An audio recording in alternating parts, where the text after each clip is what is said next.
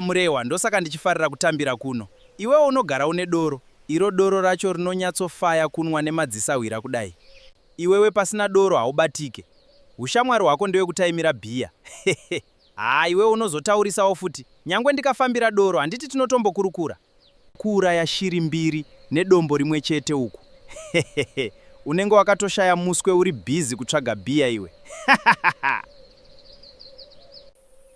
Chete iwewe muromo wako wakasimba sepinjisi. Rega ndimwe hangu doro iri mungatopinda nhunzi. Imwe hako shuro.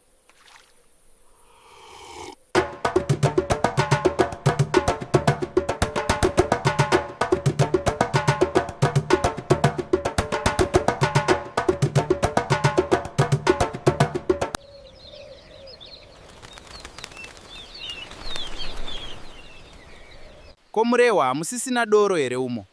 Zvakwana tsuro chienda. Remember, rwizi rwakazarisa, saka haukwanise kuyambuka. Saka ukutofanira kutenderera. Wakazonyanya kudhakwa manje hauzoone nzira. Kwatove kudzingwa pachikuru kauku. Hazvina kuipa hazvo, regai ndiende.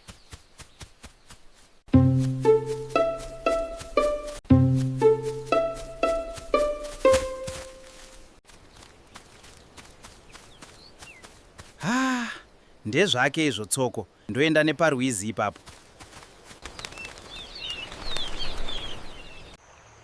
Imi vanangwena, ndikuda kupfuura apa. Musangozara-zara ipapa. Unogona kushambira fast here iwe shuro. Usatinyangadze pano. Tokuita kanyama murwizi umu. Ndokuda kutanga musindo ka ikoko. Hondo yacho hamungaigone imi. Hondo ipiko yatinoitirwa netsuro. Tingatoswera tavhura branch muno murwizi totoriti tsuro in. Isu takawanda ka. Isu hamugarike umutauya imi mumbori vanganiko imi. Chero tikaita vangani isu tongopedza nemi chete. Asi muri vanganiko? Verenga zve. Mirai mumutsetse, ndifambe ndichikuverengai. Tingaswere tichiitiswa nekamhuka akaeregai. Kasiyei kaverenge kagudzikane. Tozokaja hedu takamirira vamwe vacho vekuwanda. Chimirai mutsetse tione. Ndakuverenga manje. Poshi, piri, tatu, ina, shanu. Ndozodzoka ndichikuverengai futi rimwe zuva ndatokanganwa namba yacho. Ndakurova pasi ini.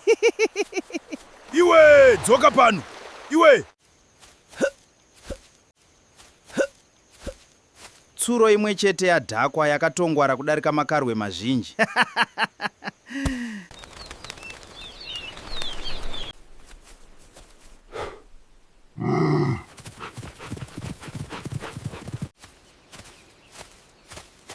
Nhasi zvangu. Zvaendwa izvi tsuro.